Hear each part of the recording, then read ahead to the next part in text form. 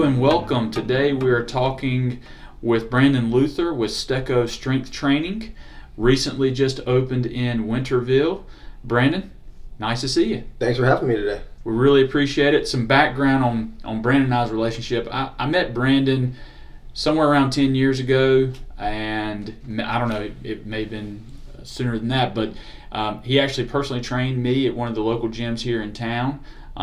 Developed a good friendship. I've seen him grow his business over the last few years, and really wanted to have him on. So really appreciate you coming on. I appreciate you having me, and I look forward to the conversation. Yeah. So what exactly is your background in the fitness industry? Yeah. So I'm originally from Pennsylvania. So I'm a Yankee. I moved down here for school, and I didn't really get into the fitness aspect until college. So I was always come from a sport background, football, basketball, and baseball, and come from a small school. So we didn't really have a huge weightlifting program. You always kind of just jumped right into sport after sport after sport.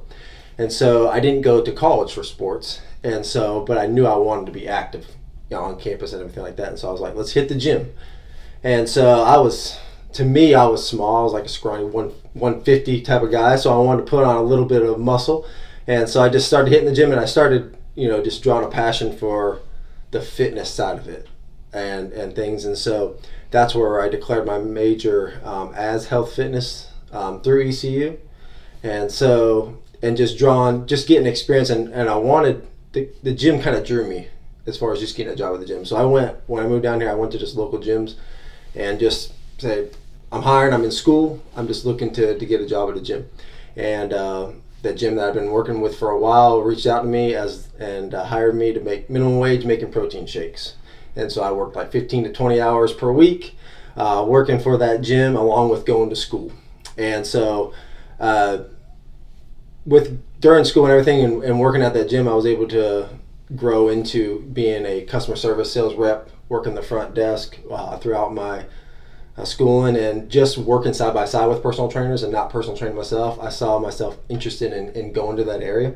And so as I was just further along with my education, I got to my last semester, I ended up getting certified as a personal trainer. Started personal training in 2010, and it's just started kind of building my brand, building my name as far as personal training there, and then graduated in 2010 for ECU for my bachelor's in health fitness. And so didn't really know exactly what I wanted to do. I knew I loved personal training. I felt like there was more that I wanted to do. I was part of me wanted to go more on the physical therapy side, the cardiac rehab side and things. And so one of my professors actually approached me and asked me if I ever considered grad school. And so I never thought of myself as a grad school type person, but talked to me a little bit about it. And so I ended up applying for the physical activity promotion program for a master's of science at ECU. So the following semester, I ended up jumping on board there just to really try to narrow it down to really what I want to do career-wise. And so I learned a lot through there with a lot of research in physical activity. So we did a lot of research with pedometers and heart rate monitors and things like that. And so I like that side. I like the higher education side. So I got to teach some basic exercise classes, Exercise 1000, if you're familiar with those types of things. I got to teach that. So I drew a passion for higher education. But during that time, I was personal training part-time along with getting my degree at that local gym. And as I graduated with my master's, that gym was looking to switch their business model to more of a management-based business model, and they wanted to grow. So I had the opportunity to go on full-time as their club director at that gym. Because throughout my master's and things, I still was just drawn to the fitness side. And I didn't go into that position as a club director position with a lot of business experience or leadership experience. But the individual took me under their wing and allowed me to learn the business side and kind of just grow as a leader through that. And then that took me to growing, that business grew into 3 locations. So I ended up being the regional director of that facility, traveling to different facilities and managing the club directors at each of those gyms. And did that for about a good 6 years and enjoyed that. Throughout that time, just learning the business and was really drawn to the business, but I missed the practical side. I missed being on the floor with the guys. I missed training individuals, and I had a couple clients, but I missed being on the floor with them. And so I knew I didn't want to go down to just at that local business to the personal trainer level. I still loved managing, but the business side I was drawn to as well. So that's where I started gaining interest of branding my own self in a service-based industry, not the next gym membership, but one-on-one, semi-private personal training and boot camp type things. And that's what led me to resigning from that position and taking the leap of faith to starting the brand of my own. Right. So that's the long story of. It's great. Yeah. What was your favorite flavor of protein shake that you made? Chocolate peanut butter. Okay. It's always chocolate peanut butter. It is. Is there another kind? There is like strawberry, banana, and stuff like that. But Okay. no, it's just. I remember it was called "Through the Lips, Off the Hips," which doesn't sound very manly, but. I made it into like it's more protein than just the fat burner shake, but it's definitely chocolate peanut butter. But making minimum wage and being in college, you look forward to those extras. There you go. Yeah, you're like, the fringe you want your benefits. extras? You can have them. Okay, thank you. So you're eating dinner off of the protein shakes extras. Yes. So tell the listeners, how exactly did you come up with Steko? Yeah. So I knew I wanted to brand myself, and a buddy of mine, he's actually a mentor of mine, kept on asking me, "You come up with a name yet? And I was like, I've been thinking. And I was reading scripture, and I ran across 2 Corinthians 16:13. And it's one of my favorite verses. It goes over standing firm, being on guard, standing firm in faith. And so I was just studying that piece of scripture. And one of the words, synonyms for like standing firm in things, is persevere. So I was just drawn to persevere. I was like, that's a great, just a life lesson, is just persevering through life, just persevering. And so I got to studying that word, and a synonym for persevere and standing firm is Steko. And so I just got drawn to that Steko. It's kind of catchy. And so I told him, I was like, I'm kind of drawn to this word Steko. I said, I don't even know if I'm pronouncing it right. It's it's great for persevere, standing firm. And he said, that's pretty neat. And so we got to just sounding it out and everything. And so that's where Steko strength, and then the systems where it's just really it's one big system as far as the different services and everything like that. When it comes to the programming and everything like that, there's a system behind the madness, I guess, that happens. So that's where we came up with the Steko strength system name. And you mentioned your faith, but also your family. I'm sure that's a big support system, because I always tell people, there's a quote out there that behind every great man is a great woman. Absolutely, I would say behind every great man is a strong woman. Yeah. I've seen your wife. Yeah. She's probably thrown me over this bill, but she's just, extremely strong. And can you talk a little bit about your relationship with her? Absolutely. She's my high school sweetheart, so she's really the only girlfriend I ever had in my whole life. So wow. Yeah. And so we've been dating since she was 15, I was 16, and I followed her down here. Actually, it was her idea to move down to North Carolina, so I was that guy that followed. It worked out. We ended up getting married and everything too. So she's always been supportive, and I've always been kind of all over the place on really what Brandon wants to do. I'm not, I hate to use this word, but not satisfied enough. I always felt like I always had to do more than that. So if someone gave me a certain time limit to do something, I felt like I just wanted to add more to it. So it's just a weird, not a weird mindset, a different mindset to just see what I can do above and beyond that. And so anything that I approached, whether it was going to grad school, or taking on the position at the local gym as a manager or personal trainer, it's really whatever was making me happy, she was happy with, as long as, of course, I was healthy doing it and things.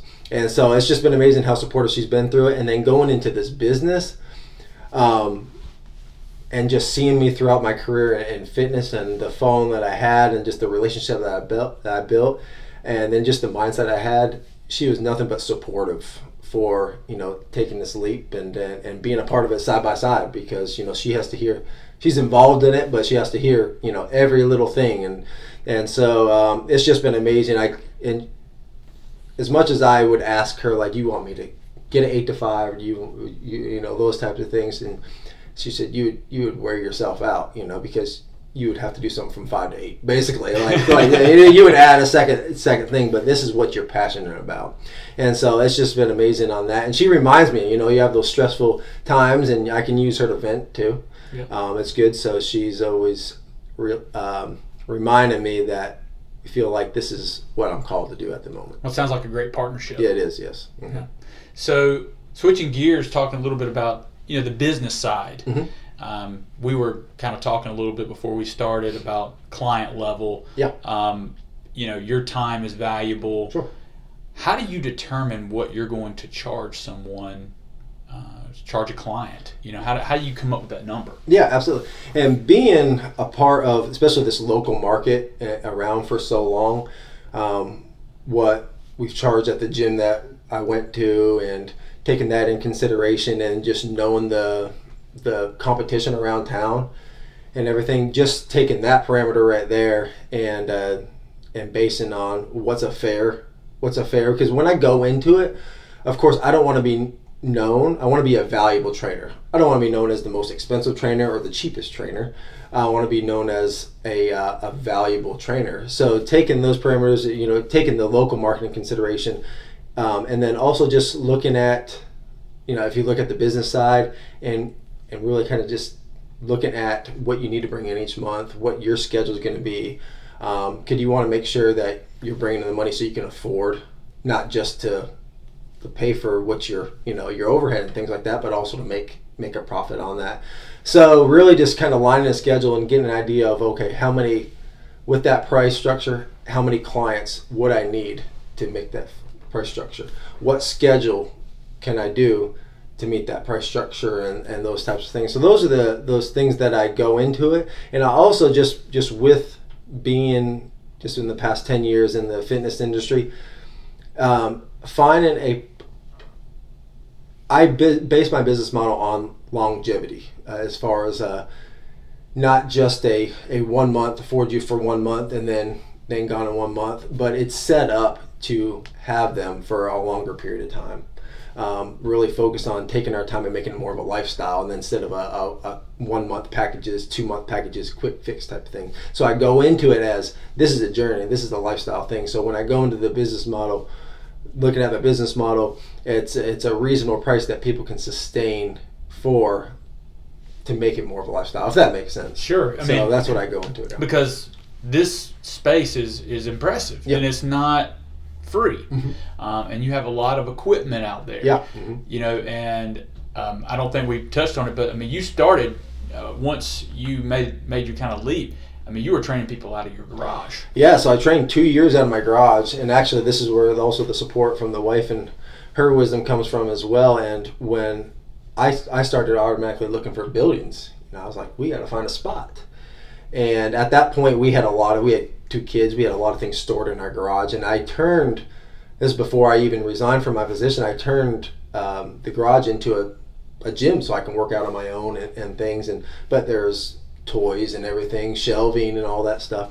And she looked at me and she said, we could expand this garage, expand our space, and I think it'd be great to start out of this garage instead of just jumping right into needing equipment and those types of things. So I give her the credit to calming me down and being like, let's start here and see where it goes. And so that's what we did. We ended up buying a shed and moving all that stuff to a shed in our backyard and expanding the garage, not expanding our space in the garage, and that's where it happened. Also, there was some sacrifice that she did as well, at the beginning parts, and then the resigning.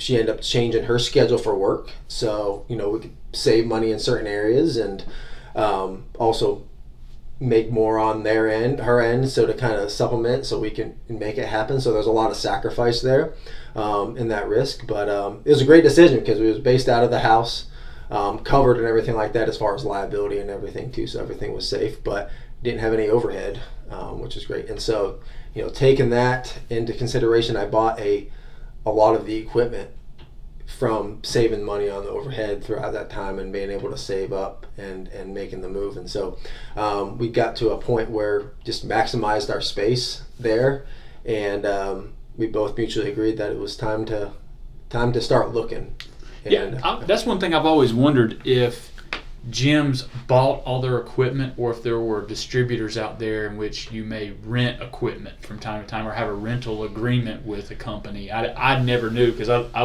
walk into, if you walk into a Planet Fitness, for instance, Sure. I mean, who knows how much the retail cost of all that equipment would be. That is a huge number, right? Absolutely. So does it work that way, where you would own all your equipment? Is there a situation where someone could go rent equipment? Absolutely. So there are companies out there. Of course, you have the big international ones, Life Fitness, Precor, those types of brands. But there's also markets that sell used equipment. So they buy it from gyms and upgrade their own gyms. So they have used equipment. They also sell new equipment. So they get them from those Precor and Life Fitness that they sell to you.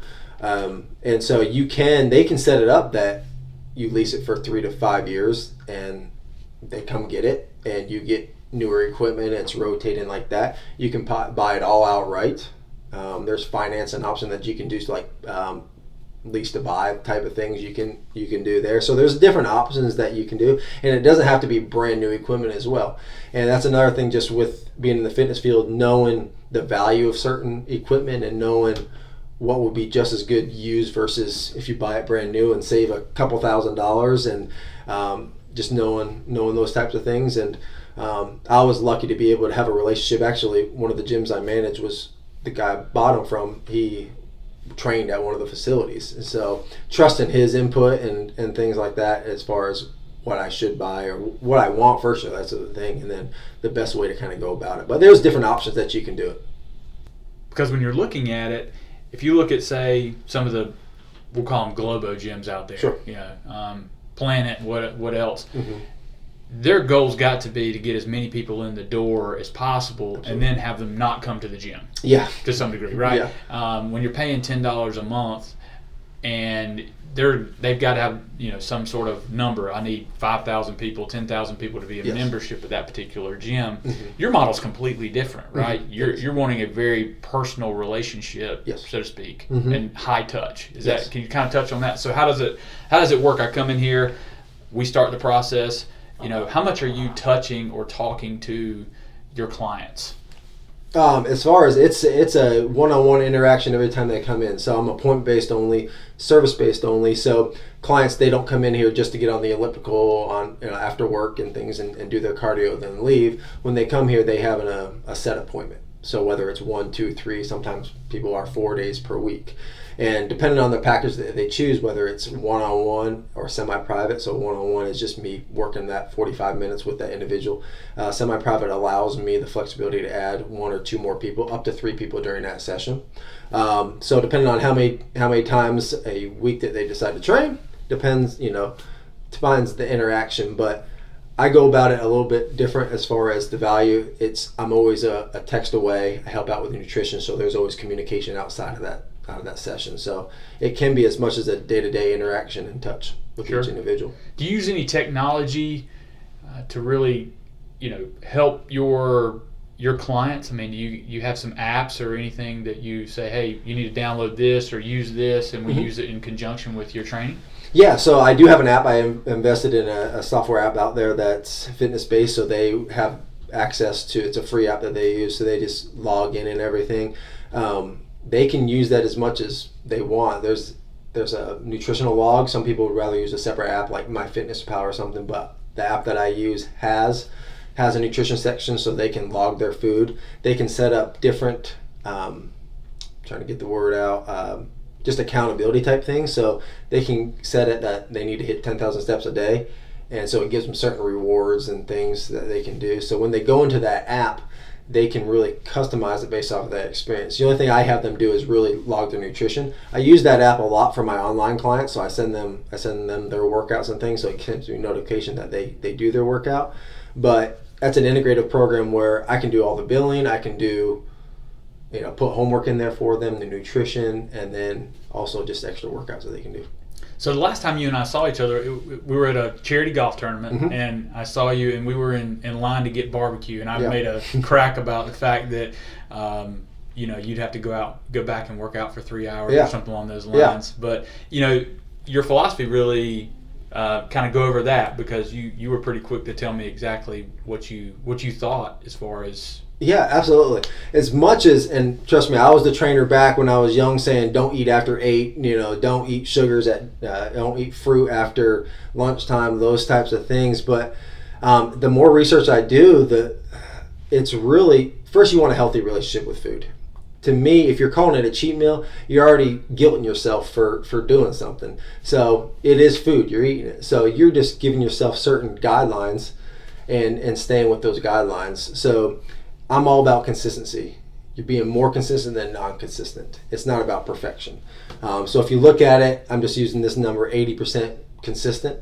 That's about maybe 5 days, 6 days per month that you're not as consistent. So if you look at if 80% consistent throughout each month, they're going to get results. They're more consistent than not. So if weight loss is a goal, they're in a calorie deficit 80% of the time, they're going to. And then as you just exercise, as you build that metabolic rate and things, you're burning more calories at rest. And so people think that they're going to go backwards with just one bad meal or even just a bad weekend, but the body doesn't work like that. People don't get out of shape overnight. They don't get out of shape in 3 days. It takes that consistency of inactivity and overeating that gets it. That's the same thing. That's the same thing. So that's what I go about for myself. And of course, if I'm going to eat something bad, I'm mindful of maybe making it lighter earlier in the day and kind of going from there. But because you're not going to just go ridiculous and be obnoxious that like I'm going to eat it no matter what. But you just have a healthy relationship with the food and okay with, because I like carbs, I like donuts. I'm not going to eat a box of donuts, but I'll eat a donut. Yeah, but it's just having those, and that's how I go with a client.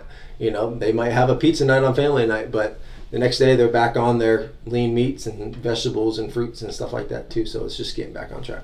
So there's a lot of people that would have not taken the leap that you and your wife did, right? Mm-hmm. So there are people in any aspect, not just necessarily fitness, but any aspect of business.